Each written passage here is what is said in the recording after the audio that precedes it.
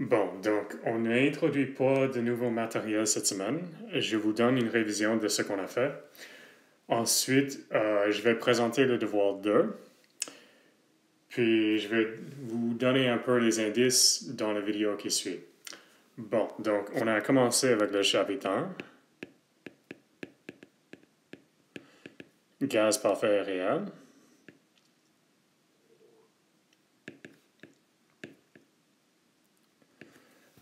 Je vous donne une révision complète à cause que c'est la première unité. C'est un cours qui est plus difficile, plus différent que d'habitude pour vous. Il y aura une révision des chapitres 3 et 4, mais ce sera moins détaillé. Je ne veux pas vous tenir la main tout au long, mais je veux vous aider à cause que je comprends que c'est différent et plus difficile que d'habitude. Bon, un gaz parfait est un qui suit l'équation.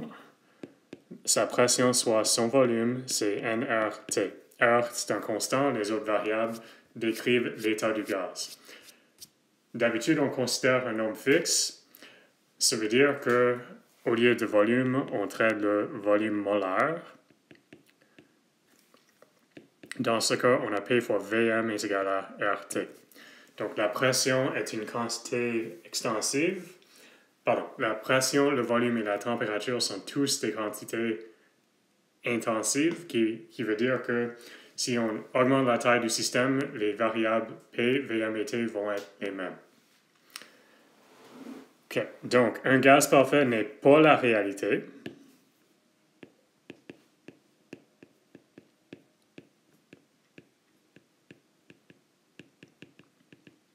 C'est une approximation physique.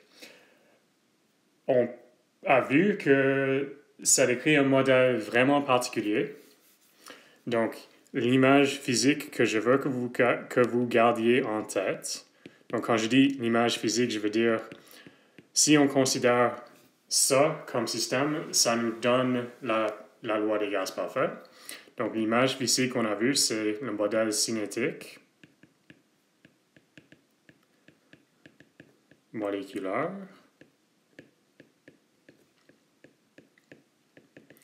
OK, et on supposait que le gaz était composé de particules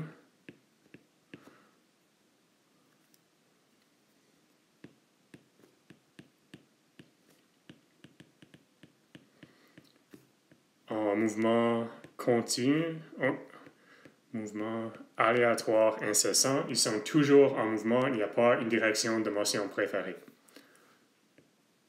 Donc, aléatoire incessant est peut-être du langage un peu bizarre. Les particules sont toujours en mouvement et il n'y a pas une direction préférée. Donc, ils bougent dans toutes les directions.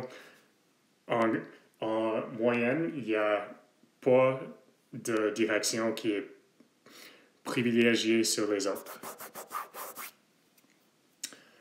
Bon, la taille des particules est négligible. Ils sont extrêmement petits.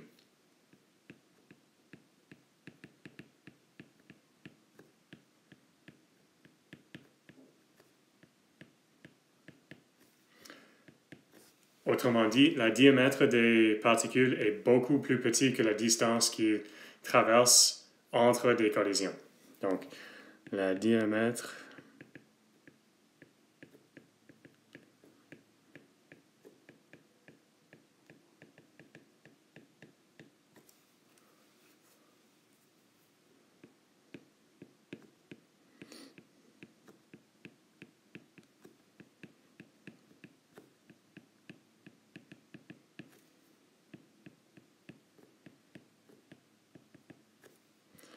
donc, la diamètre, disons, donc petite que la distance moyenne parcourue entre collisions.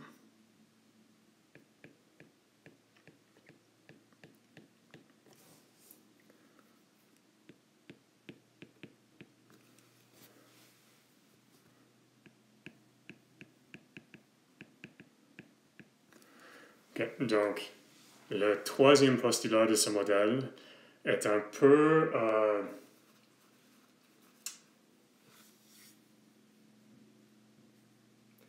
ce n'est pas autant clair que je veux. Donc, je vais le dire. Ensuite, je veux préciser ce que je veux que vous compreniez. Donc, je vous dis qu'il y a des interactions entre les particules, mais c'est seulement des collisions très infréquentes et brèves, et il n'y a pas de perte d'énergie cinétique. Donc, particules.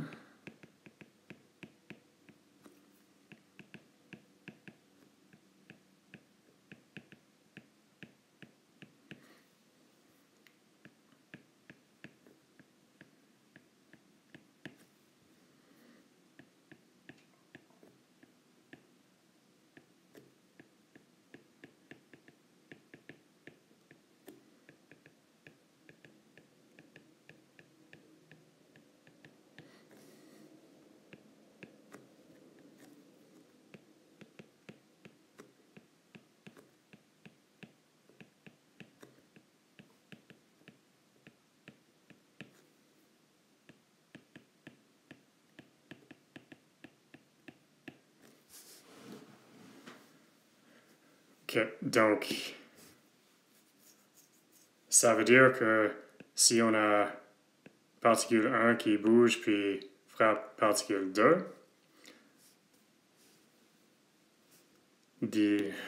disons que on a une trajectoire comme ça peut-être. Après la collision, on a que la vitesse de 1 et la vitesse plus la, disons, avant, puis avant. Donc, 1 et 2 sont en motion.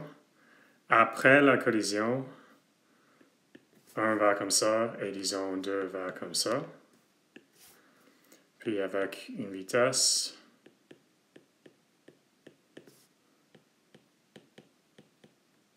okay, pas avant, maintenant après.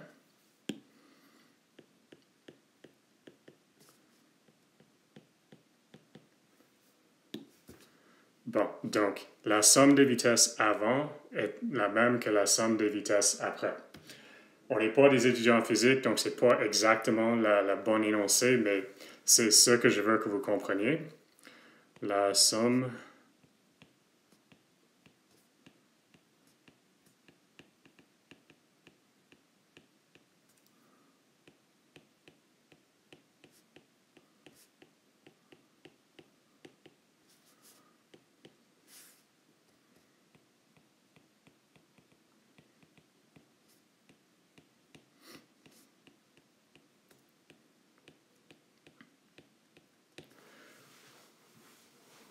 Okay. Pour nous, qu'est-ce que ça veut dire? Les deux particules ne veulent pas coller ensemble ou il n'y a aucune interaction entre eux. Toute l'énergie, c'est l'énergie de mouvement. Il n'y a aucune interaction entre eux.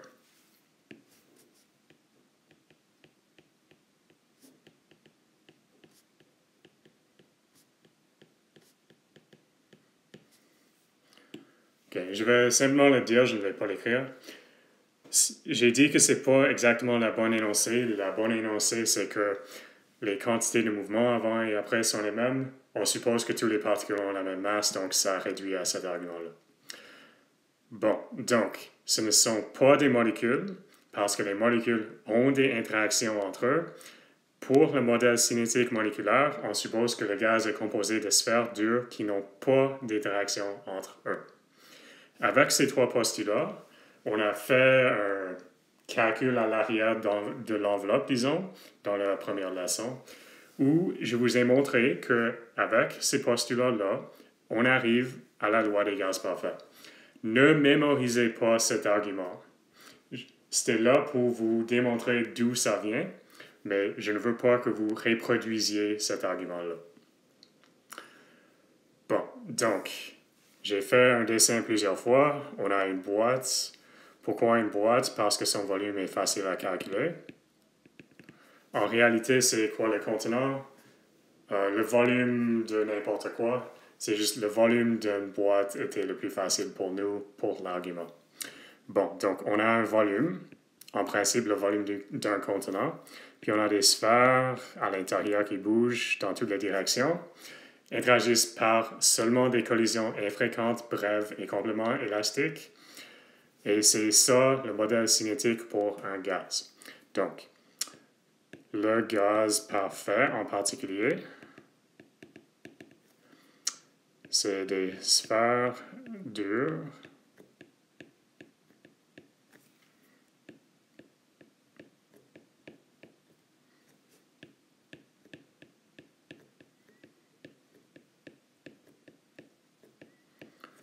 OK?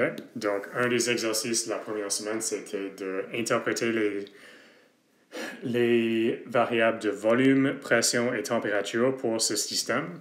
Bien entendu, le volume, c'est le volume du contenant. Donc, V, le volume du contenant.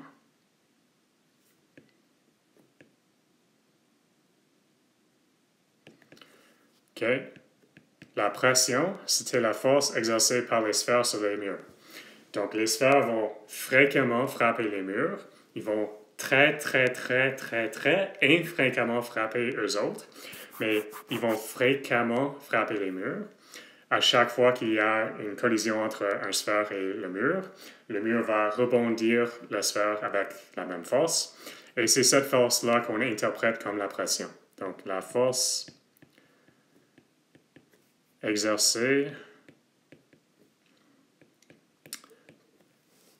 Donc, ça se peut que je l'ai dit autrement dans le cours. En particulier, c'est la force exercée par les murs sur les sphères. C'est égal que la force exercée par les sphères sur les murs. Donc, si vous dites d'une façon ou d'une autre, c'est correct. Mais bien compris, c'est la force exercée par les murs sur les sphères.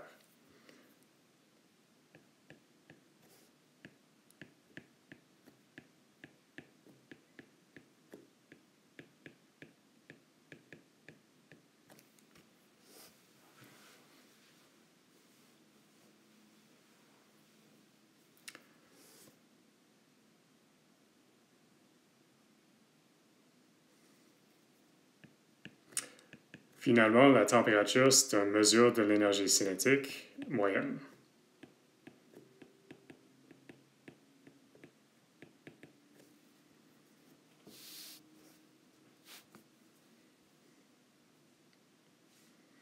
OK, j'ai dit quelque chose de définitif et je m'en doute. Je suis désolé. Bon, j'étais très direct de ce que je viens de dire. Maintenant, j'y pense et c'est l'inverse. Donc, la pression du gaz, c'est la capacité du gaz d'échapper son contenant. Puis la pression externe, c'est la force du contenant qui agit sur le gaz. Pour ce modèle-là, ils sont les mêmes. Donc, si vous dites l'un ou l'autre, c'est correct et vous voyez que, vous entendez au moins, que moi-même j'ai fait cette faute-là. Donc, je ne veux pas que vous stressez là-dessus, mais comprendre que la pression pour ce modèle-là vient des interactions entre les sphères et les murs. Donc, c'est soit ça, ou soit la force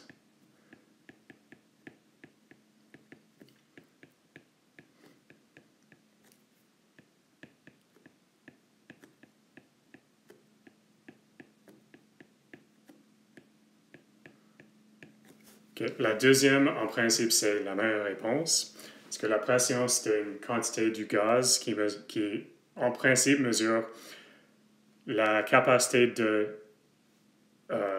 étendre le volume du contenant. Donc, c'est la force exercée par les sphères sur les murs. Bien entendu, c'est la même que les forces opposées, qui sont les forces exercées par les murs sur les sphères. Bon, la température, il n'y a pas d'ambiguïté ici, mesure de l'énergie cinétique.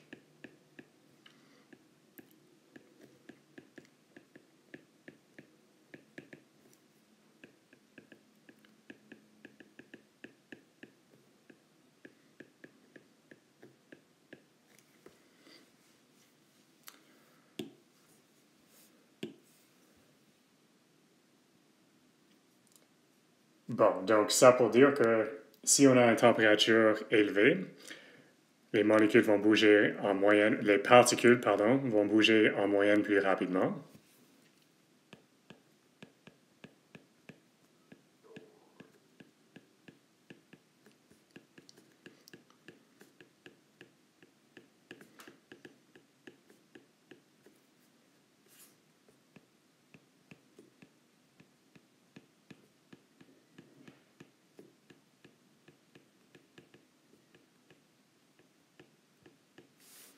Puis on a vu que les particules ne bougent pas tous avec la même vitesse. Il y a une vitesse moyenne bien définie. Il y a une vitesse qui est la plus probable, plus bien définie. Puis il y avait ce qu'on a appelé la vitesse moyenne carrée, qui est aussi bien définie. Mais les particules ne bougent pas tous avec la même vitesse. Donc, les particules ne bougent pas tous avec la même vitesse.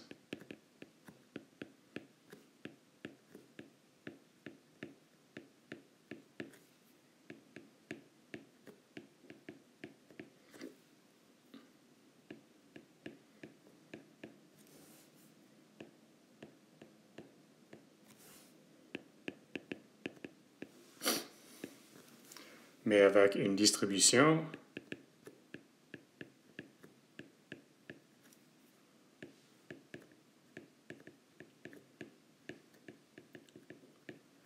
et dans le cours, j'ai dit que c'est la distribution de Maxwell. On l'appelle aussi la distribution Maxwell-Boltzmann. Je le dis à cause que j'ai nommé Boltzmann quand on a discuté rapidement le point de vue statistique. Bon, ne mémorisez pas cette équation. La distribution, c'est une fonction de la vitesse. Donc, pour chaque vitesse, il y a une probabilité. C'est quoi V? La probabilité d'avoir vitesse V.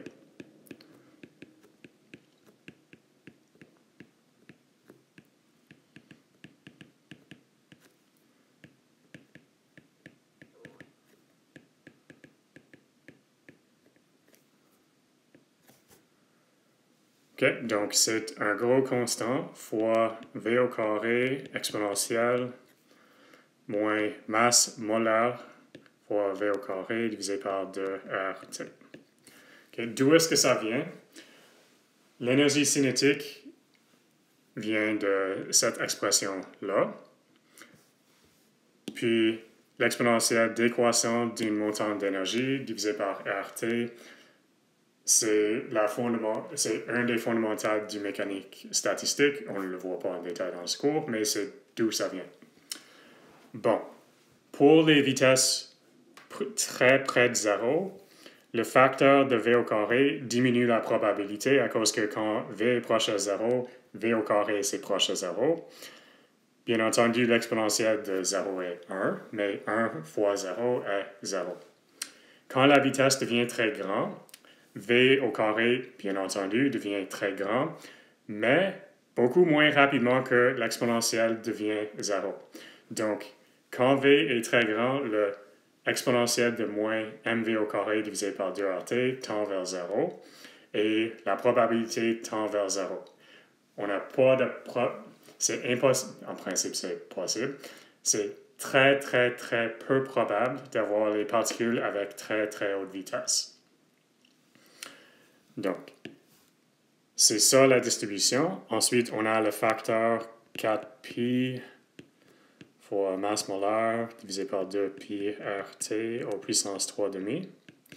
Pourquoi est-ce que ce facteur est là? Pour que quand on prend l'intégrale au complet, quand on prend la somme de toutes les probabilités, autrement dit, donc l'intégrale de FV dV entre les valeurs 0 qui est la vitesse la plus faible possible et l'infini qui est la vitesse maximale possible. Quand on prend la somme de toutes les probabilités entre les deux limites, on veut que le résultat soit 1. Et ce facteur assure que le résultat est 1. La première fois que j'ai fait ce cours, on a calculé ce facteur-là, on ne le fait pas. Je l'ai dit ça probablement dans le cours, il faut utiliser l'intégration par partie quelquefois. Ensuite, l'intégrale d'une fonction gaussienne est connue, mais il faut changer de variable aux coordonnées polaires, peut-être en français. C'est pas un exercice pour ce cours, mais c'est pas compliqué non plus. Bon. On a dessiné cette distribution pour 3 températures pour voir la tendance. Donc, si on fait un diagramme de FV versus V, à une température précise, on a quelque chose qui regarde comme ça. Et je vais redessiner la courbe parce que éventuellement, ça tend vers 0. Donc ça, c'est ce qu'on appelle juste une température arbitraire. Si on augmente la température, on va avoir plus de particules avec plus haute vitesse. Pourquoi? Parce qu'il y a plus d'énergie cinétique possible. Donc, en moyenne, la vitesse sera supérieure. Donc, la distribution a une forme plus élargie comme ça. Encore une fois, ça tend vers zéro à l'infini, mais beaucoup plus tard. Donc, la vitesse la plus probable est plus haute, la vitesse moyenne est plus haute, etc. Donc, cette température-là est supérieure à T1. Donc, on a T1 qui est inférieur à T2. Quand on augmente la température, on a tendance à avoir plus de particules avec plus haute vitesse. Je veux que vous compreniez ça. Si on diminue la température, on a tendance à avoir plus de molécules avec plus basse vitesse pour la même raison, à cause qu'il y a moins d'énergie cinétique possible et la plupart des particules auront une vitesse plus lente. Ça ne dit pas qu'il n'y a pas de particules avec très haute vitesse, ça dit par contre que cette situation est moins probable. La probabilité d'avoir une particule avec une très haute vitesse est beaucoup moins. Donc, ici, on a, disons, T3, et bien entendu, T3 est inférieur à T1.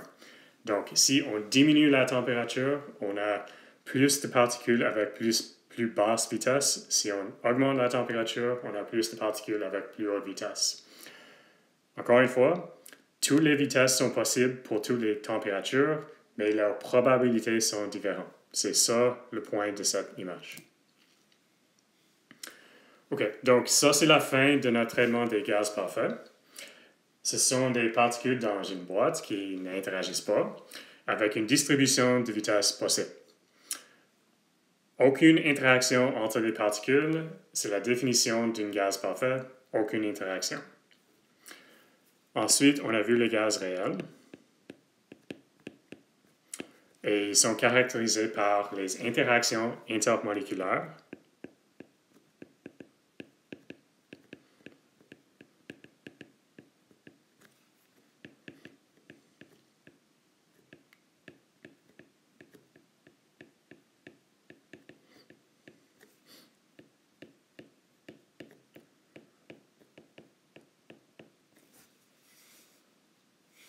En général, un gaz parfait point de départ, mais ça ne décrit pas la réalité physique.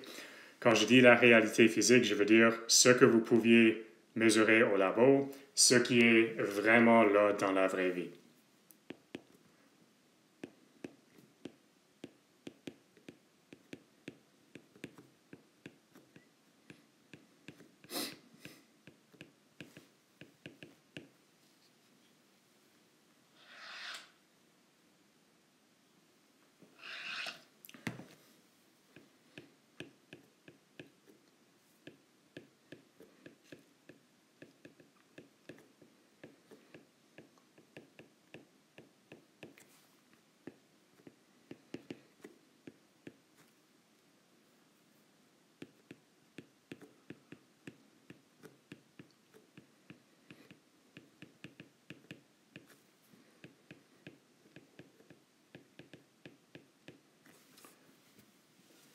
Okay. Donc, les gaz réels ont des interactions intermoléculaires. Chaque gaz a un point d'ébullition différent à cause que les interactions sont différentes et sont caractéristiques pour chaque gaz. Donc, on a un point d'ébullition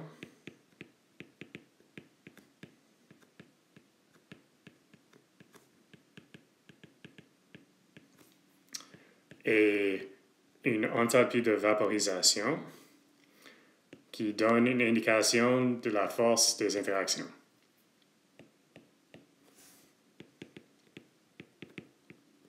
Donc, les deux quantités sont directement reliées, mais les deux peuvent servir comme indication de l'importance des interactions intermoléculaires. Et je ne vais pas écrire au long, c'est quoi le point d'ébullition, la température à laquelle on a un équilibre entre le liquide et le gaz. si c'est moins élevé, on a plus tendance à être un gaz, les interactions sont très faibles. Si TB est plus haut, on a tendance à être un liquide pendant un plus grand régime de température. On conclut que les interactions sont plus fortes que si TB était faible. L'enthalpie de vaporisation est reliée, mais ce n'est pas exactement la même chose. C'est un montant d'énergie nécessaire pour séparer les molécules. Donc, si c'est bas, les interactions sont faibles, bien entendu. S'il faut beaucoup d'énergie pour séparer les molécules, les interactions sont fortes et le point d'ébullition sera plus élevé. Donc, des exemples indicatifs. Hélium, c'est plus ou moins un gaz parfait. Les interactions entre les atomes de hélium sont très, très faibles et on voit que le point d'ébullition est faible. Donc, au niveau de 3-4 Kelvin, je ne l'ai pas en tête, mais c'est faible. OK, et en principe, je vais l'écrire très faible. Donc, environ 4 Kelvin, ce n'est pas un liquide pendant une grosse gamme de températures. Par contre, c'est important. Ça sera important pour vous directement à cause que les aimants dans les spectromètres RMN sont supraconductrices. Donc, il faut les garder à une très, très faible température pour laquelle on utilise hélium liquide. Bon, ensuite, on a azote qui a un point d'ébullition plus haut, mais encore très faible. Pourquoi? Parce que les interactions dominantes entre les molécules d'azote sont dispersion, autrement dit, dipôle induit, des effets qui sont très faibles.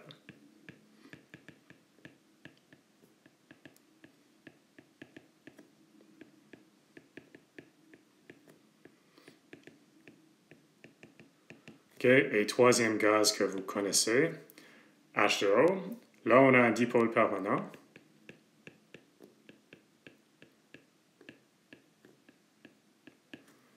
Donc, les interactions sont beaucoup plus fortes.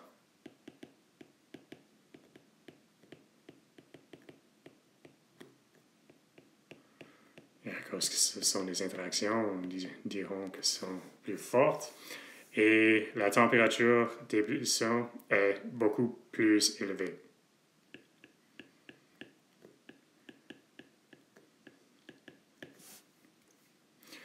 Okay. Et la règle générale, c'est que les espèces moins lourdes et moins polaires ont TB moins élevé.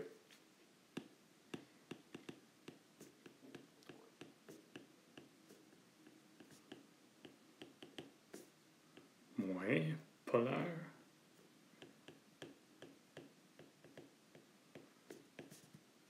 Moins polarisable, même.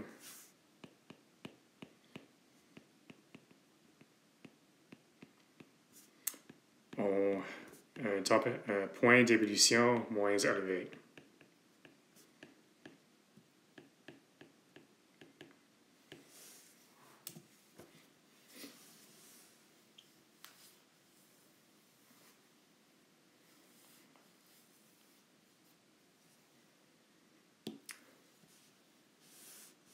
On a dessiné les effets des interactions. Donc, si on regarde l'énergie du potentiel, qu'est-ce que l'énergie du potentiel signifie? Les interactions entre les molécules. Donc, comme fonction de la distance entre deux molécules, on peut avoir une énergie d'interaction qui est zéro. Et un gaz parfait a une énergie du potentiel zéro à toute distance. Il n'y a aucune interaction entre les particules. Un vrai gaz a des interactions. Quand la distance est très petite entre eux, on ne peut pas superimposer les particules, donc l'énergie du potentiel devient très, très répulsif et tend vers l'infini positif quand R tend vers 0. Ensuite, il y a une région où c'est négatif et à plus longue distance, ça tend vers 0 parce que quand on sépare les molécules, les interactions deviennent de plus en plus faibles. OK, donc quand l'énergie du potentiel est supérieure à 0, on dit qu'on est dans une région de répulsion. Donc les interactions sont plutôt répulsives, pardon. Et quand c'est inférieur à 0, les attractions sont dominantes.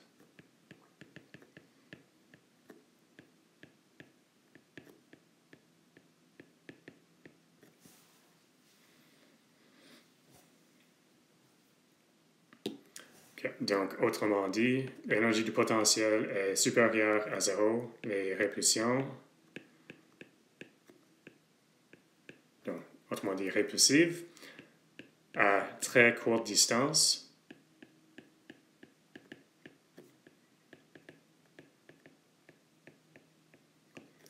Si l'énergie du potentiel est inférieure à 0, c'est attractive. Et quand l'énergie du potentiel est plus ou moins 0, l'interaction entre les deux particules est 0.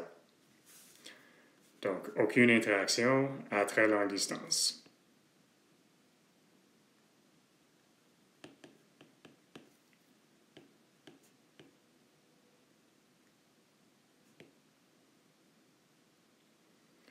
Okay, je ne les écris pas long, mais les types des interactions qui sont plus pertinents pour les gaz sont dipôle-dipôle et dipôle-induit-dipôle-induit.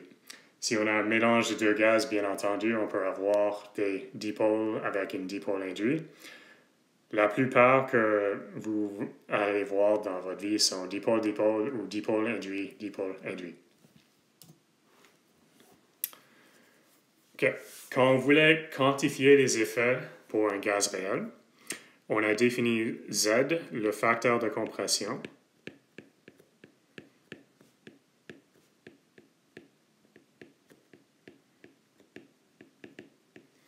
C'était défini comme le volume molaire réel, ou observé, disons, divisé par le volume molaire d'un gaz parfait. Donc,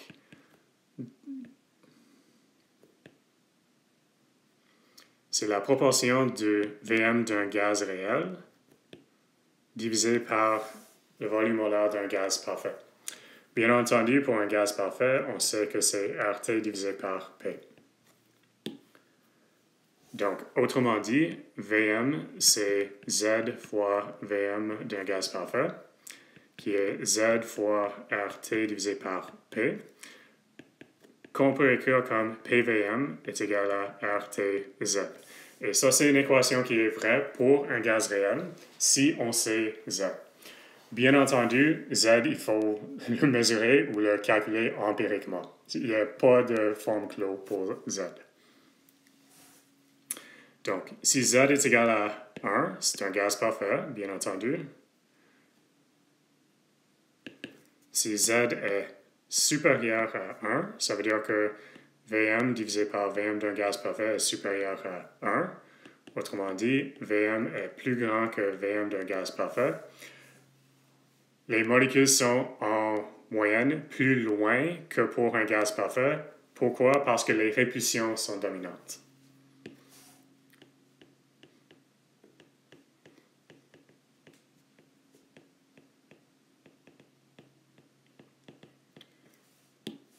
OK. Si Z est inférieur à 1, ce qui est plus ou moins toujours le cas, on a que Vm est inférieur que Vm d'un gaz parfait. Donc, les molécules vont être plus proches que pour un gaz parfait. Pourquoi? Parce que les interactions entre les molécules sont attractives.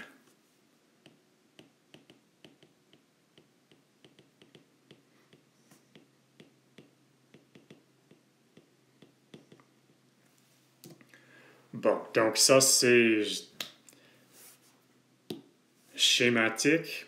Maintenant, on peut essayer de développer Z comme une série en soi P ou Vm. Les traitements sont équivalents. Donc, on a essayé, pardon, on a développé, on n'a pas essayé, on a développé Z comme une série en P ou VM. Donc, il y avait deux formes. Donc, l'état du système est défini par P, VM et T. Puis, l'équation qui les lie ensemble, PVM, c'est RTZ. Donc, ça, c'est toujours vrai. Donc, on a développé Z, soit comme une série avec des coefficients empiriques en P. Donc, B', c'est un coefficient empirique qu'il faut modéliser ou mesurer. C', un coefficient numérique qu'il faut soit modéliser ou mesurer, etc. Si on oublie les coefficients, on a seulement PVM est égal à RT, l'équation des gaz parfaits. Donc, cette série est une bonne approximation, cette série est un bon traitement si la loi des gaz parfaits est une bonne approximation, que pour les gaz est pratiquement toujours le cas.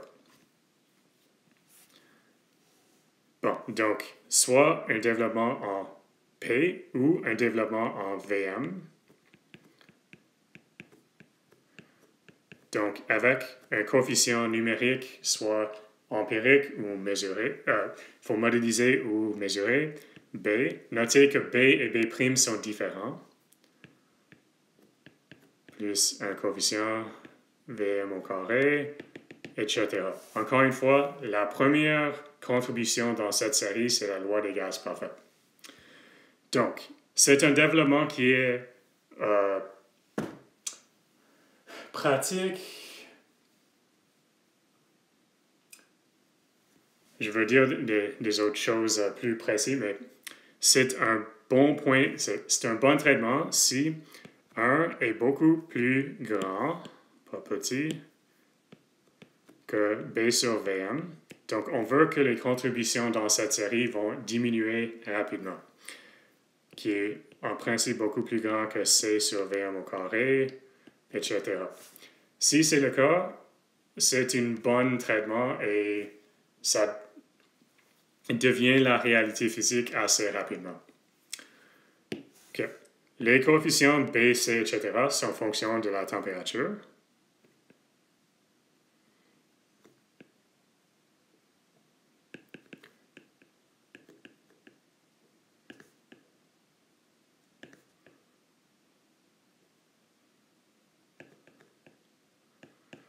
Donc, si c'est le cas, je vous dis que c'est le cas qu'il y a une température à laquelle la première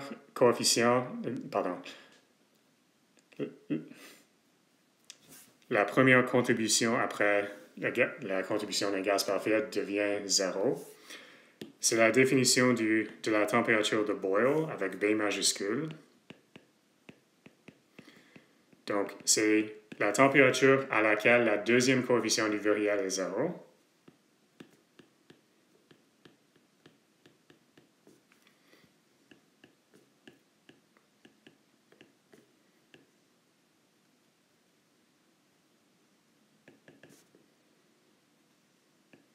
Donc, ici, c'est B ou B', 0. Donc, à cette température, le développement de Z devient 1 plus 0 plus C sur VM au carré ou C' P au carré. Donc, le gaz agit comme un gaz parfait près de P est égal à 0.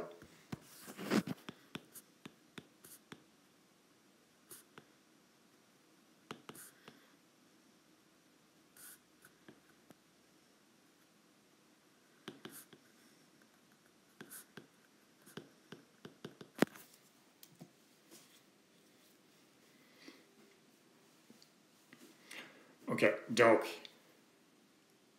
ça, c'est un développement qui est en principe toujours vrai. Là, il faut choisir un modèle particulier pour faire des calculs. Dans les leçons, on a vu le modèle de Van der Waals. Dans le premier devoir, vous avez vu le modèle de Didericci. Ils sont deux modèles différents, mais on peut utiliser les deux ou des autres si vous voulez. Mais il faut faire un choix de modèle pour trouver une expression pour une température de Boyle, etc. Bon, donc, l'équation de Van der Waals est un modèle d'un gaz réel. L'équation est écrite sur la feuille des équations. L'équation d'Iderici n'est pas, parce que je n'attends pas à que vous faites des manipulations avec son examen. Donc, un modèle, ce n'est pas réel, c'est un modèle d'un gaz réel. Si un gaz parfait est une première approximation, le gaz Van der Waals est une deuxième approximation. Donc, on a deux paramètres A et B, A empirique,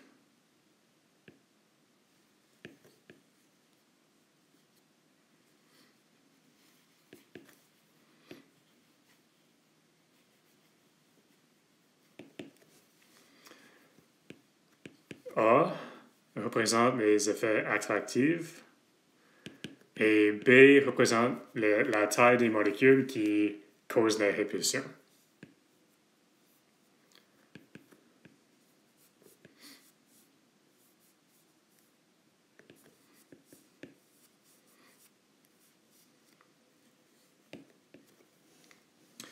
Okay, donc l'équation a cette forme-là.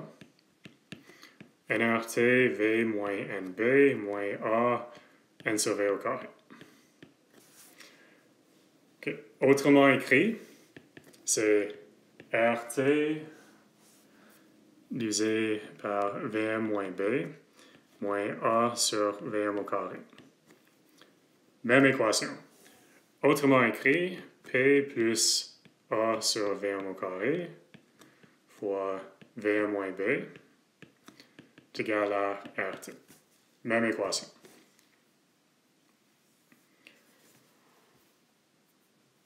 Bon, donc vous pouvez voir que le B modifie le volume. Pourquoi? Parce que les molécules ont une taille non nulle. Et l'effet de A, c'est de diminuer la pression. Pourquoi? Parce que les collisions entre les molécules vont... Bon, les interactions entre les molécules vont avoir tendance qu'ils vont être plus collés ensemble, ce qui va diminuer la pression. C'est quoi N sur V? N sur V, c'est la densité des molécules. La densité des molécules au carré, c'est une mesure des collisions, de la fréquence des collisions entre les molécules. Si vous n'expliquez pas tout ça au long dans un examen, c'est correct, mais c'est pour ça que cette équation a cette forme-là. Bon. Donc, on n'a pas utilisé l'équation de Van der Waals sous cette forme-là. On l'a écrit sous forme virielle, donc on l'a écrit comme une série en VM. Pour y faire, on a dû utiliser la série géométrique que je ne veux pas que vous mémorisez.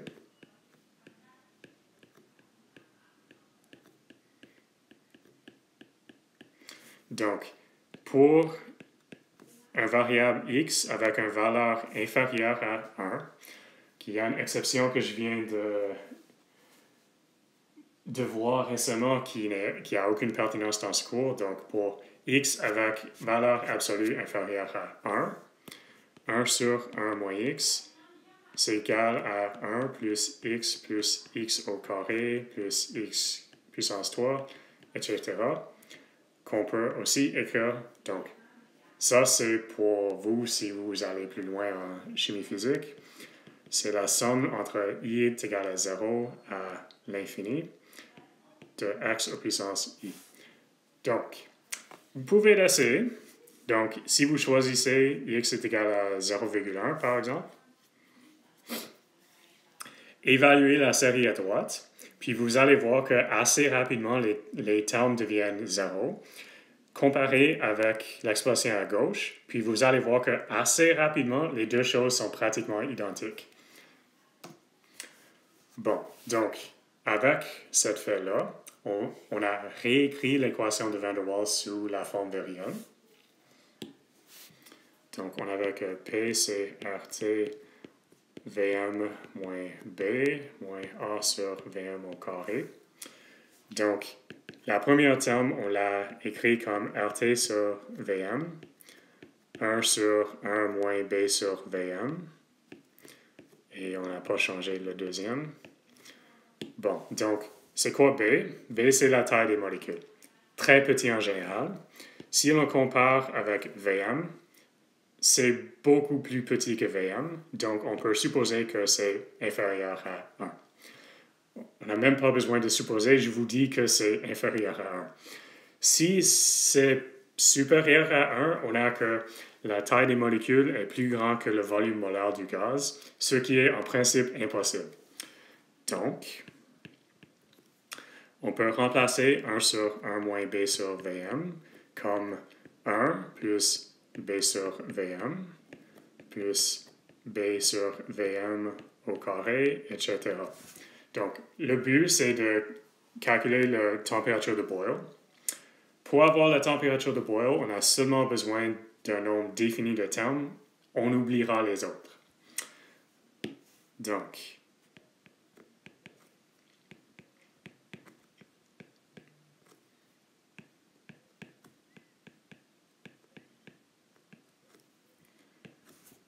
ensuite, on va écrire l'autre terme pour qu'on a RT sur Vm qui va factoriser. Donc, c'est A sur Vm au carré fois RT divisé par RT. Donc, c'est RT sur Vm, 1 sur 1 moins B sur Vm, moins A sur RT Vm au carré. Ah, pas au carré à cause qu'on a factorisé une puissance. Bon. On va mettre le moins A en premier. Donc, on a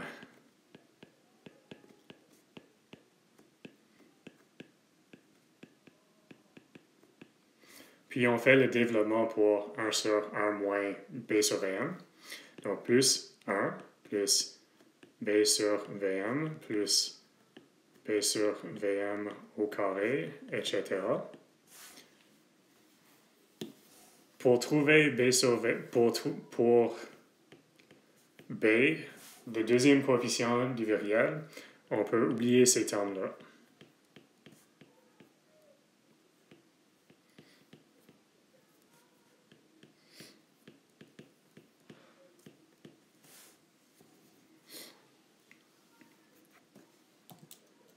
Okay. Donc, je vais passer à la prochaine acétate pour finir. Donc, en ordre, 1 sur Vm au carré. Donc, on garde tous les termes de puissance 1 sur Vm et 1 sur Vm au carré. On a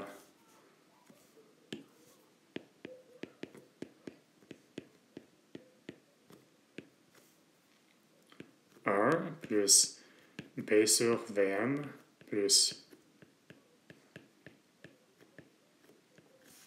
On a ça. Puis, en maths, on dit d'habitude quelque chose comme des termes qui sont de plus haute puissance dans une variable qu'on oublie.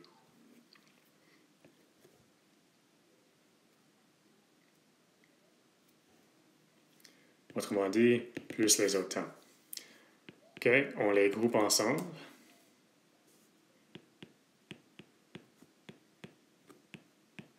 Donc, on veut quelque chose comme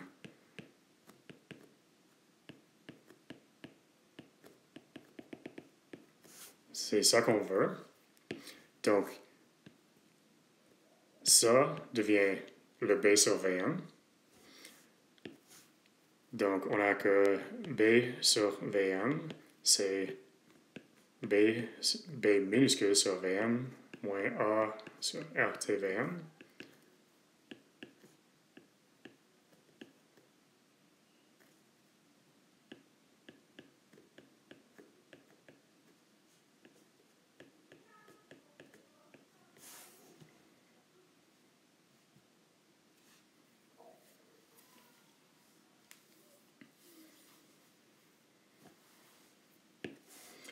Donc, en principe, ça c'est l'expression pour B majuscule.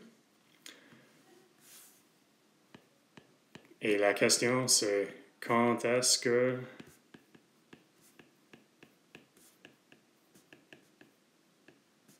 donc à quelle température? c'est la température de boil, bien entendu, mais à quelle température?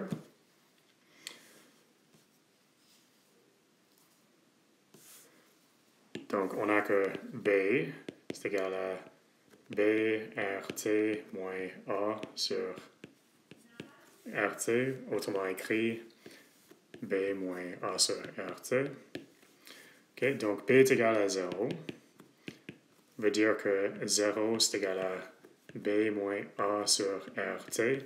Quelle température? La température de bois. Donc, on résout pour TB. Puis,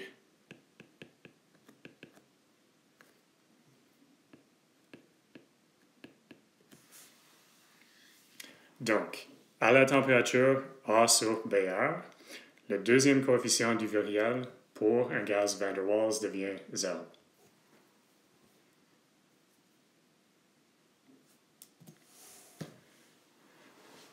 Bon, donc, pour les gaz réels, on avait la température de boil qui était quelque chose qu'on pouvait prédire avec un modèle. Ensuite, la condensation qui était une propriété assez importante.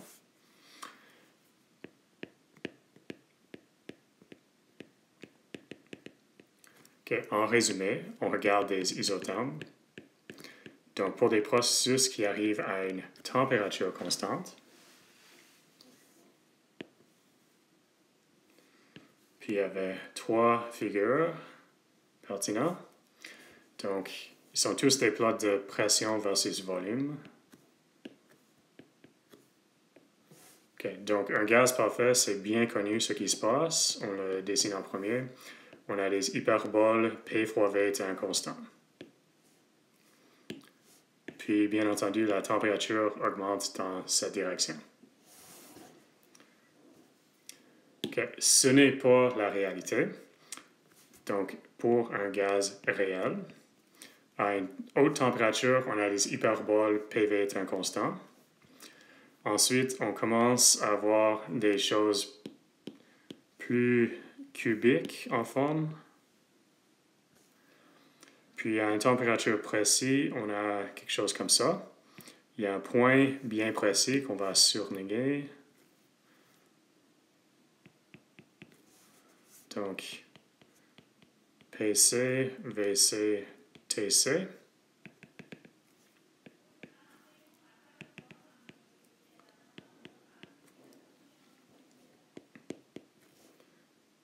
Puis, en dessous de cette température-là, on a un phénomène de condensation.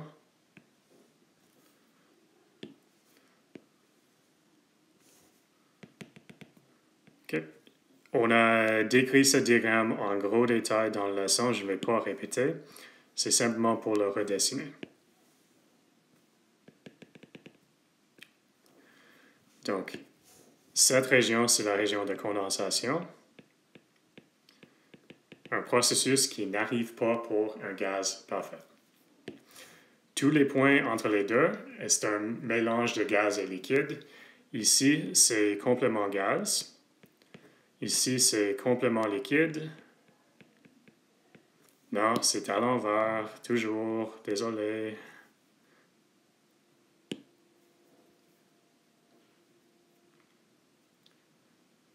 Oui. OK, ici, c'est complément gaz. Ici, c'est complément liquide. Et une fois que c'est complément liquide, pour changer le volume, il faut changer la pression beaucoup. Et c'est ça qu'on comprend.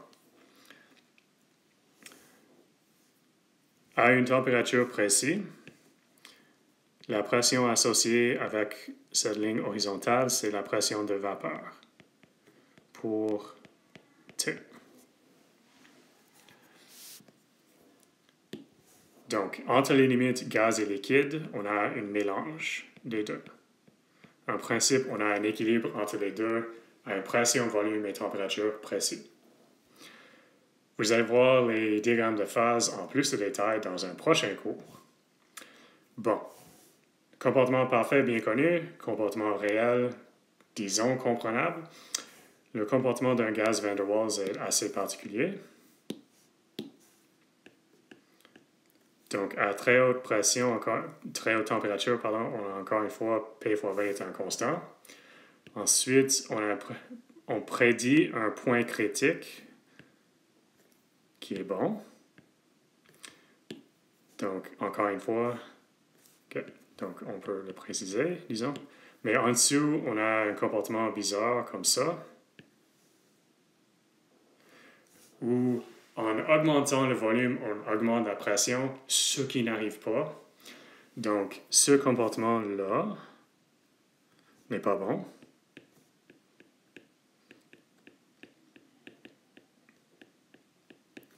Fausse. Et je dirais non physique. Donc, représente une réalité physique qui n'existe pas. Qu'est-ce qu'on fait? On dessine des lignes pour diviser l'air de ces régions en parties égales. Et ça définit la pression de vapeur. Si on redessine l'isotherme en utilisant cette ligne horizontale entre les deux, on a plus ou moins le comportement d'un gaz réel. Donc, c'est la construction de Maxwell. Donc, on va le redessiner rapidement. Donc, on a un comportement avec des boucles. On dessine la ligne horizontale qui divise les deux régions. Donc, cette heure, et en principe, ils doivent être égaux. Ça, c'est la pression de vapeur. Puis, si on redessine cet isotherme en utilisant la ligne horizontale, on a quoi? On a quelque chose comme ça qui est plus indicatif de la réalité.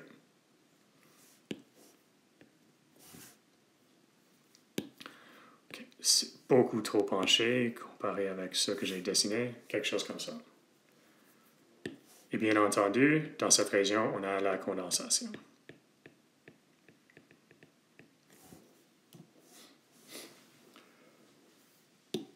Okay. Donc, l'équation de Van der Waals prédit que la condensation se passera. Et bon, ça prédit un point critique en particulier, puis on peut le trouver. Au point critique,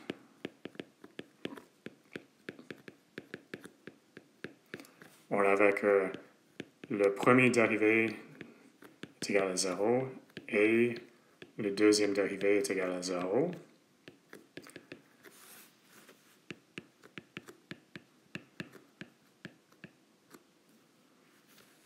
Si on le traite comme un gaz parfait, le premier dérivé et le deuxième dérivé ont les expressions, mais ils ne seront jamais égaux à 0, donc un gaz parfait ne condense pas. Avec l'équation de Van der Waals, on a calculé les deux premiers dérivés, puis on a trouvé le point critique comme fonction de A et B. Je ne vais pas répéter ce développement-là, c'était assez long et je dirais assez straightforward. Je ne vous demanderai pas de le répéter sur l'examen.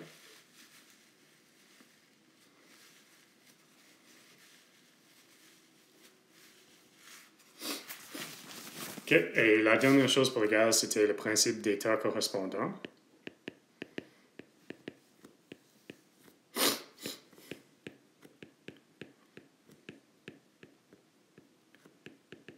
Et l'idée, c'était d'éliminer les paramètres A et B en utilisant la pression, le volume et la température critique. Donc, on a défini des variables réduites.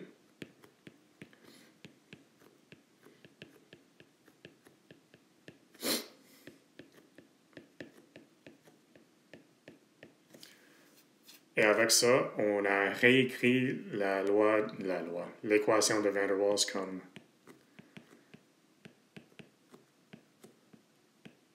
et en principe, vous l'avez fait pour l'équation d'Iderici.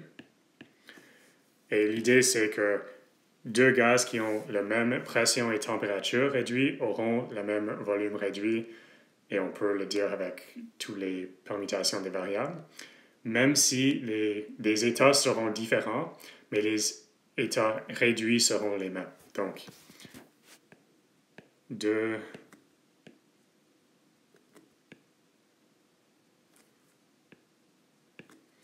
les mêmes états réduits. Donc, les états réduits, pression, volume, température réduits, mais les états seront différents.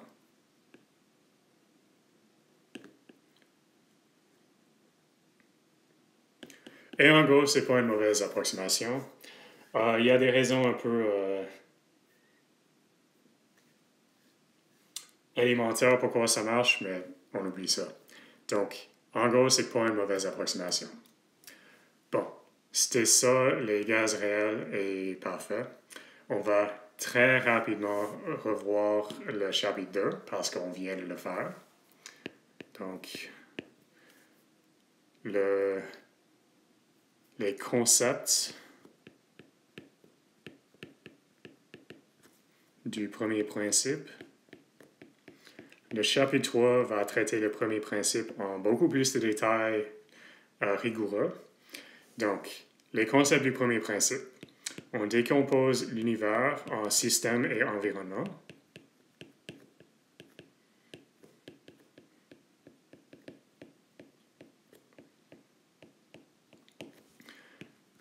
U majuscule représente l'énergie interne. Et la première loi, le premier principe, c'est que l'énergie interne de l'univers est constante. Donc, si l'énergie interne de l'univers est constante, le changement en énergie interne de l'univers, qui est défini comme le changement en énergie interne du système, en parenthèse, parce que si je ne l'écris pas, c'est du système, plus le changement en énergie interne de l'environnement est 0. Donc, le montant d'énergie interne de l'univers est constant. On ne peut pas construire ou détruire l'énergie. On ne produit ou détruit pas de l'énergie.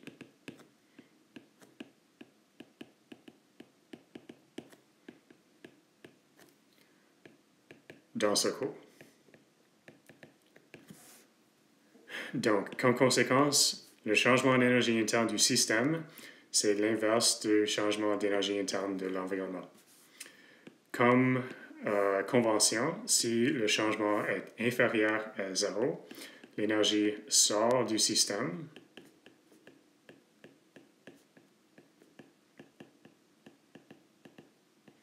Puis si c'est supérieur à 0, l'énergie entre. Ensuite, on a vu les idées du système ouvert, fermé et isolé.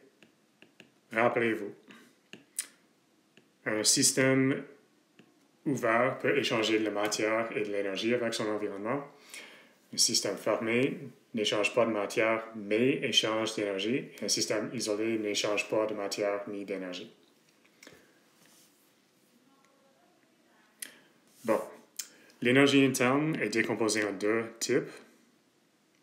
Okay, là, c'est un piste qui cause la confusion pour les étudiants toujours. L'énergie interne se trouve en deux formes. Et il y a deux processus par lesquels on peut échanger d'énergie. Donc, je veux clarifier. Donc, l'énergie interne se trouve en deux formes.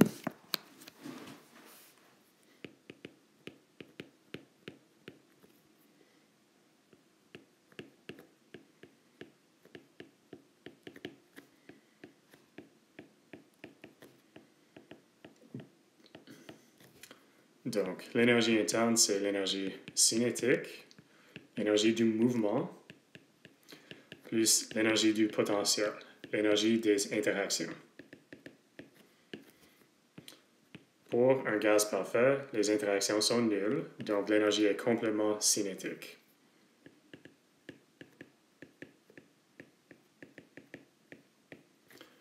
Bon, l'énergie interne est comprise en deux formes. L'énergie est échangée par deux processus.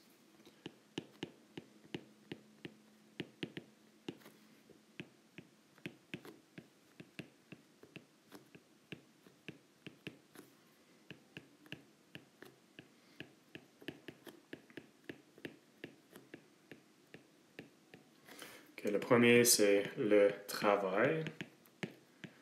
Le travail est un processus par lequel on a un échange d'énergie. C'est de l'énergie utilisée pour faire quelque chose d'utile.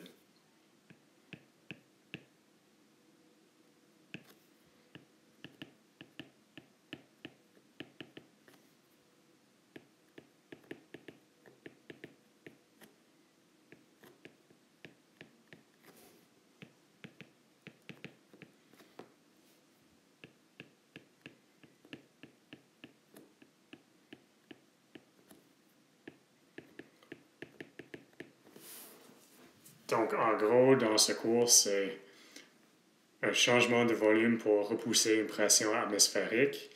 Pour repousser l'atmosphère, il faut faire du travail sur l'environnement. C'est un échange d'énergie pour faire quelque chose d'utile. Le processus de chaleur, c'est quand on a de l'énergie transférée à cause d'une différence de température.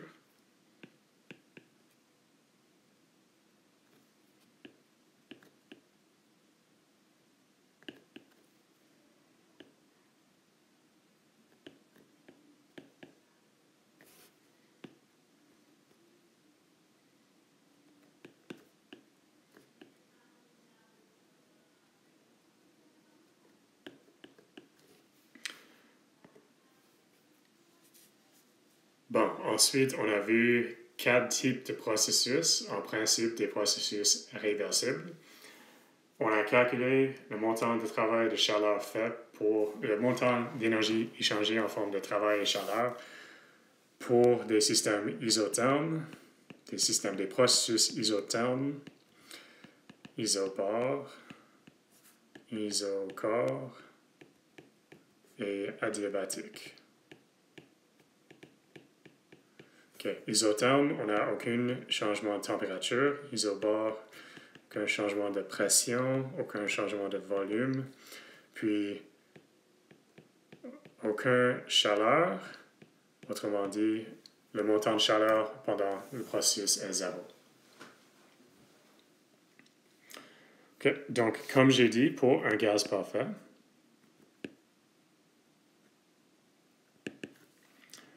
il n'y a aucune interaction intermoléculaire.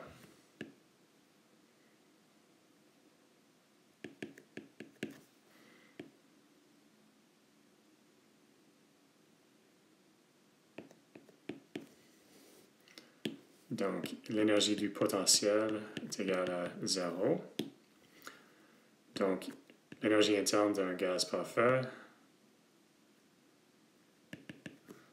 est cinétique. L'énergie cinétique, donc, la température est une mesure de l'énergie cinétique moyenne. L'énergie cinétique est une fonction de la température, donc pour un gaz parfait, U est une fonction de la température directe.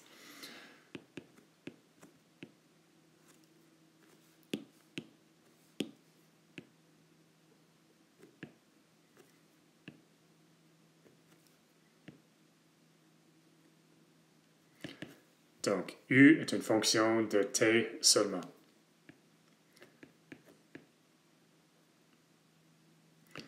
Puis, je souligne pour un gaz parfait.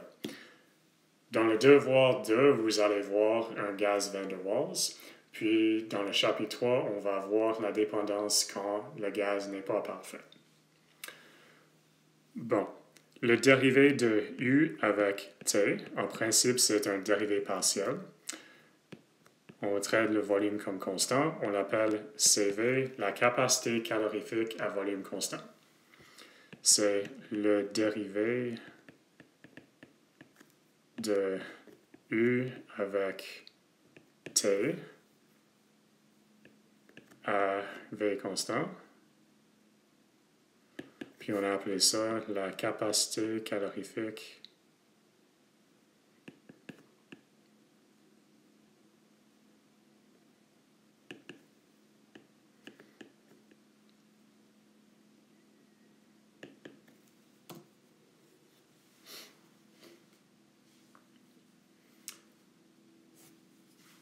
La dernière leçon concernait le calcul de CV pour des gaz parfaits.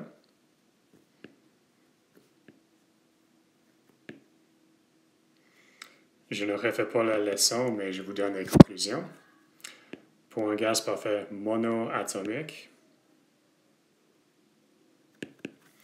on a seulement 3 translations. Et CV, c'était 3 demi NR. CVM, c'était 3 demi A. Diatomique. Donc, il y a 3 translations. Si c'est... diatomique est toujours linéaire, pardon. Il y a 2 rotations, puis ce qui reste, c'est une vibration. D'où vient ça? Il y a 6 façons de bouger, parce qu'il y a 2 atomes et chacun a 3 coordonnées. 2 fois 3 égale 6 motions possibles. 3 sont des translations, toujours. Un molécule diatomique est linéaire, donc seulement 2 correspondent aux rotations. Celle qui reste, c'est une vibration. Les 3 translations donnent une contribution de 3 demi NR. Les 2 rotations donnent 2 demi NR, puis la vibration donne NR. Au complet, on a CV qui est 7 demi NR. Une molécule avec N atomes. Donc, chaque atome a 3 coordonnées, donc il y a 3 N motions. Si c'est non linéaire, il y a 3 translations, il y a 3 rotations, et le reste qui sont des vibrations, combien? 3N moins 6. Pourquoi 6? C'est 3 plus 3.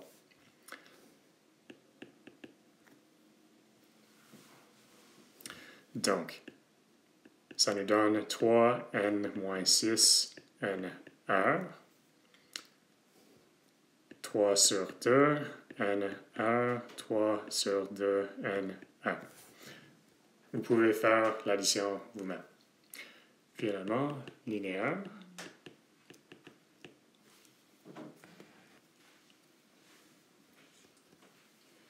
On a toujours 3 translations. Pour la molécule linéaire, il y a seulement 2 rotations. Pourquoi? Parce que si vous essayez de dessiner la 3e rotation, vous allez voir que la molécule ne bouge pas. Donc, si la molécule ne bouge pas, il n'y a aucune énergie associée avec. Le reste, c'est les vibrations. Combien? Il y a 3 N au complet. On a compté 5, donc 3 N moins 5 vibrations.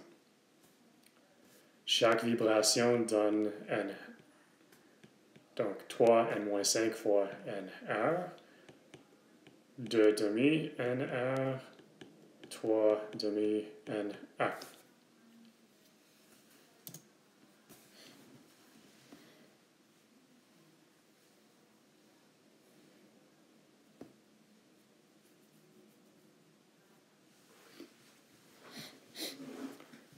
OK. D'habitude, on considère que CV est un constant. Ce n'est pas le cas. Donc, CV n'est pas constant. C'est une fonction de la température. Mais pour des petites variations de température, on peut le traiter comme constant.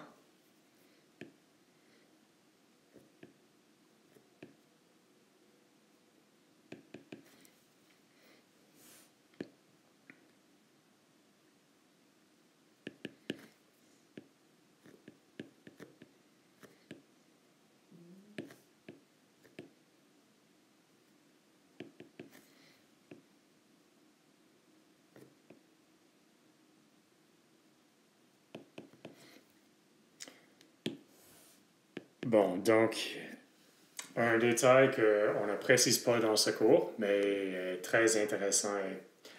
Vous pouvez faire le calcul direct avec assez de courage. Près de t est égal à 0, CV devient très compliqué. Et la raison pour laquelle, c'est qu'il n'y a pas assez d'énergie pour que les vibrations soient possibles.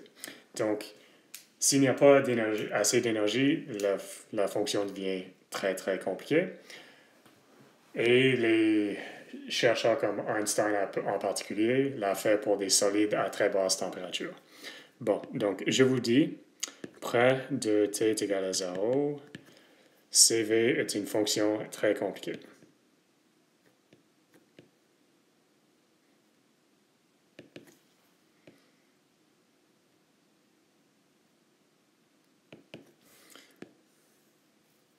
Pour ce cours, on ne le considère pas.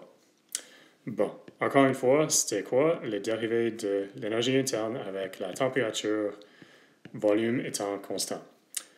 Donc, pour un gaz parfait, on a qu'un changement de U vient seulement de T, puis on peut prendre ça entre deux limites de U, qui correspondent à deux températures différentes.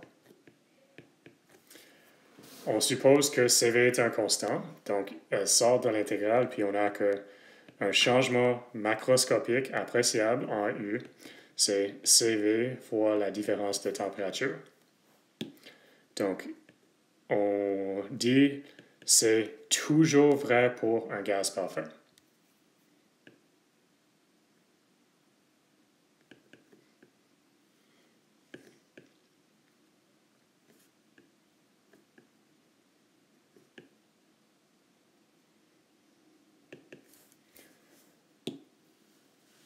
Donc, l'autre message ici, c'est que l'énergie interne est une fonction d'état. Elle dépend seulement des points initial et final, et non le chemin qui les connecte.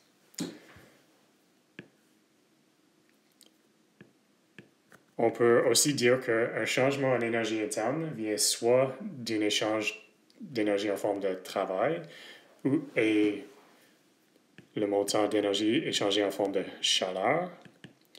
Donc, un échange d'énergie en forme de travail et en chaleur, en sommation, nous donne le changement en énergie interne. On écrit delta U, mais on n'écrit pas delta Q et delta W parce que le travail et la chaleur vont dépendre du chemin. Donc, pour les fonctions d'état, on peut l'écrire avec un delta parce qu'elle dépend seulement des points initial et final.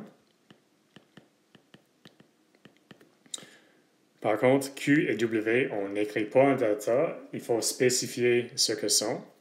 Ce sont des fonctions de chemin.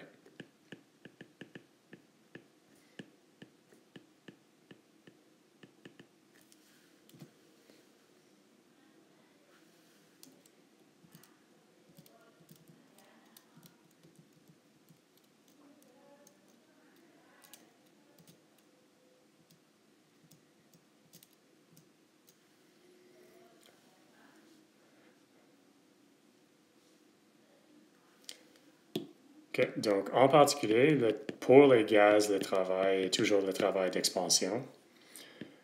Le montant infinitésimal, c'est moins la pression externe fois le changement en volume. Donc, pour calculer le montant appréciable, on prend l'intégrale de cette expression. Ce sont quoi les deux limites? Entre les deux, okay, en principe, il faut spécifier le chemin.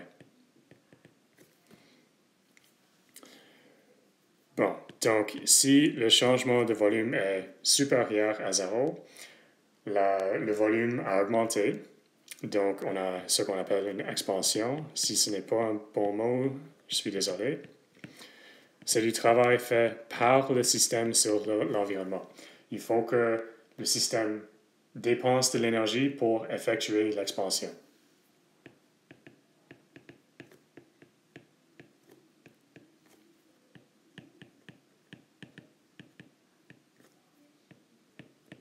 Donc, l'énergie sort du système.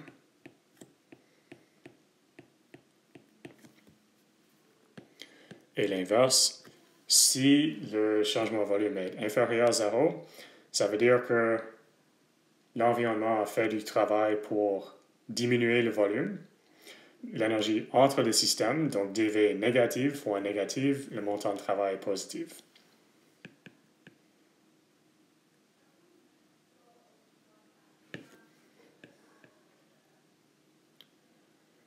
Donc, travail fait par l'environnement sur le système.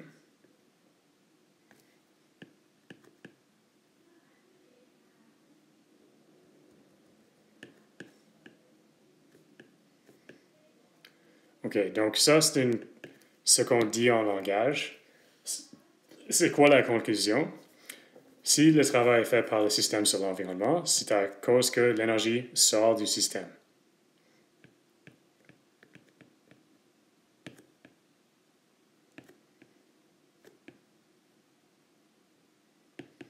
Et ici, c'est l'inverse, énergie entre les systèmes.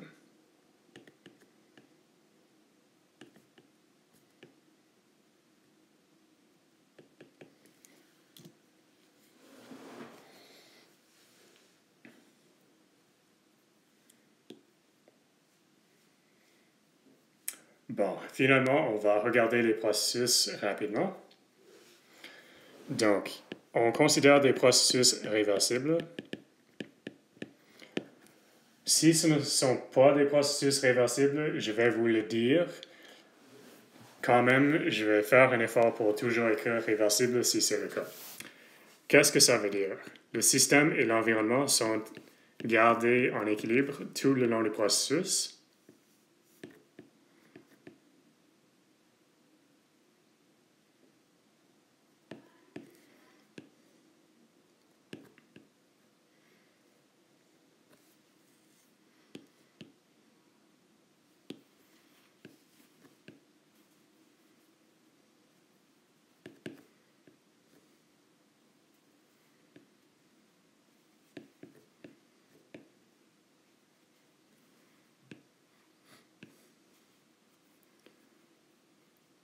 Okay. En particulier, c'est l'équilibre mécanique, qui veut dire que la pression externe, c'est la même que la pression du gaz. Okay. On a vu les changements de volume réversibles isothermes.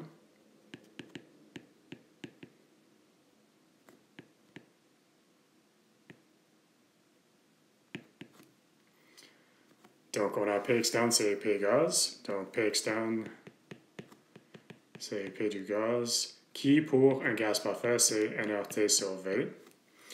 Donc, le montant de travail, c'est moins l'intégrale de P externe. On spécifie le chemin entre V1 et V2, dV. Donc, je vous donne le résultat final, comme ça.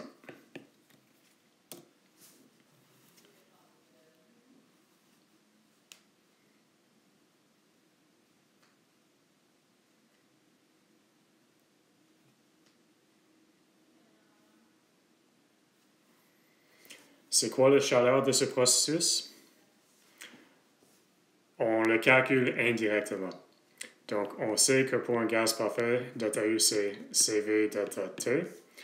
ΔT est égal à 0, donc c'est 0. On sait aussi que ΔU, c'est W plus Q.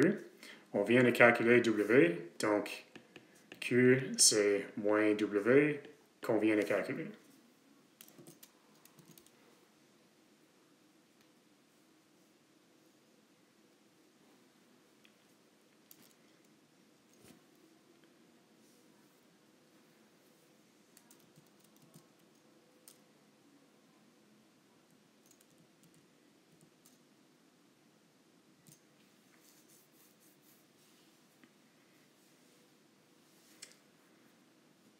Bon, je vais sauter un peu de matière parce que...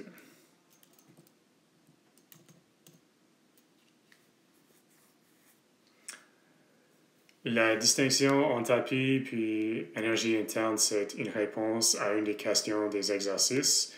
Donc, je ne le discute pas ici, mais quand même, réviser la différence entre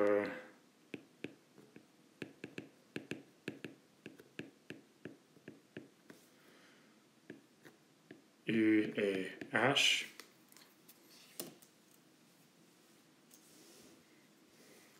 Pour un gaz parfait, on a que U c'est CV ΔT. Et pour chaleur à volume constant, c'est CV ΔT.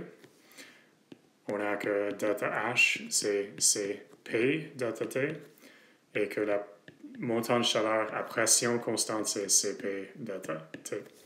En général, on sait que Cp est supérieur à Cv. Pour un gaz parfait, on sait la relation, c'est Cv plus Nr. Donc ça, c'est le gaz parfait. Comprendre pourquoi, je viens de l'expliquer dans la leçon, donc je ne me répète pas l'argument. Okay. Je veux simplement dire pour le processus adiabatique,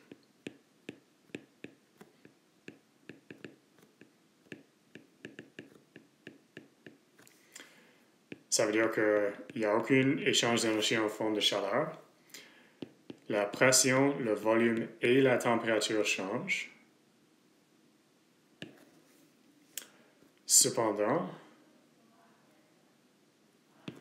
on peut trouver les relations entre les variables, entre deux variables pour ce processus.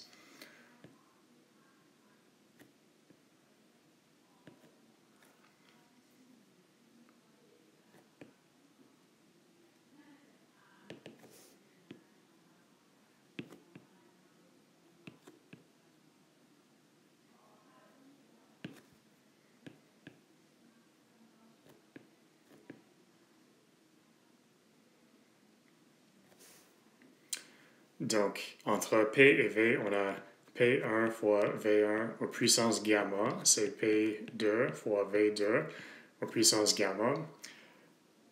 Je souligne que T1 n'est pas la même chose que T2.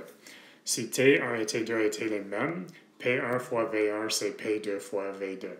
Ici, on a T1 et T2 qui sont différents et on est directement dans un processus adiabatique. Ce n'est pas une relation qui tient en général.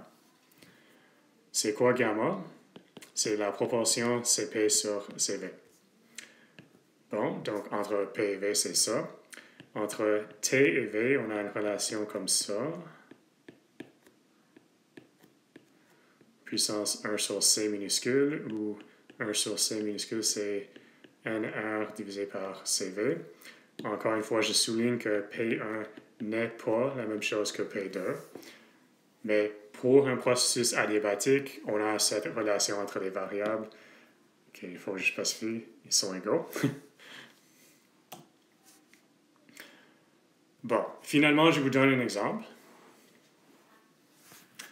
Donc, on va regarder deux chemins différents.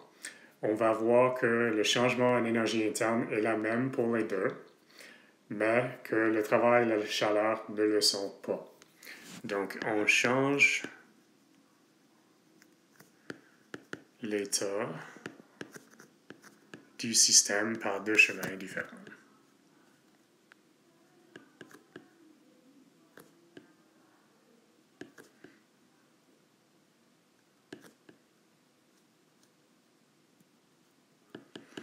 Okay, donc, le premier, c'est qu'on a un processus adiabatique allant de pression initiale, volume initial, température initiale jusqu'à pression finale, volume final, température finale. On a un deuxième chemin en deux étapes. On a une étape isochore. On commence avec P initial, V initial, T initial. On va à une pression intermédiaire. Le volume ne change pas. Puis on va à la température finale. Ensuite, on a un processus isotherme.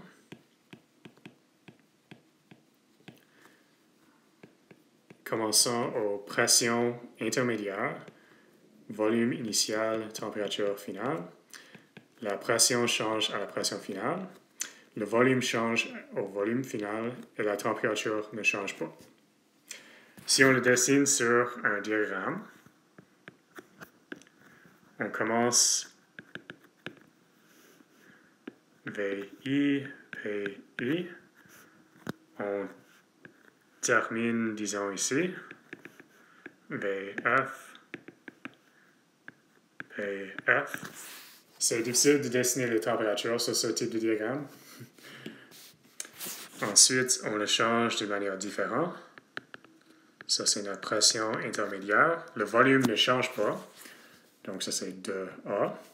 Ensuite, on a un isotherme qui connecte les jusqu'à la fin. Okay, le comportement n'est pas exactement correct. On le dessine encore.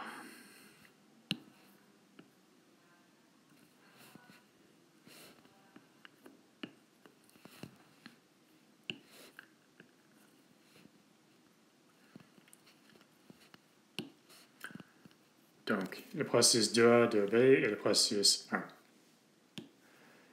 Donc, l'état initial et l'état final sont les mêmes pour les deux chemins. Calculons le changement d'énergie interne, le changement d'enthalpie, la chaleur et le travail pour chaque processus.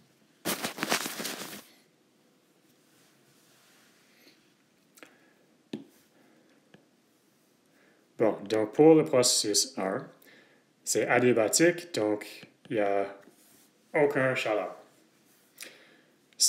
On considère un gaz parfait, donc bien entendu, delta U c'est CV delta T, et c'est la même chose que le travail dans ce cas-là. Delta H c'est CP delta T.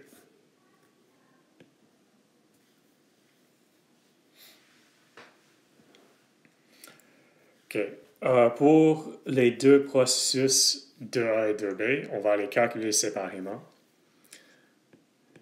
Donc pour 2A, c'est un processus isochore. Le volume ne change pas, donc le travail est 0. Le changement en énergie interne, c'est CV delta T, et c'est la même chose que Q. Encore une fois, delta H, c'est CP delta T. Finalement, de B, c'est un processus isotherme, donc delta T est égal à 0. Donc delta U qui est CV delta T est égal à 0. Et comme conséquence aussi, CP delta T est égal à 0. Aussi, delta U c'est W plus Q. Donc Q c'est moins W. Et le montant de travail, on le sait, c'est un isotherme réversible, nRT, logarithme naturel VF sur VI. OK. Les montants de travail et chaleur sont différents, mais les changements en énergie interne sont identiques. Donc, si on prend la somme des deux processus 2, on a que le changement en énergie interne, c'est CV fois température finale moins température initiale. Pour 2B, c'est 0, donc on les additionne ensemble, on reçoit CV delta T.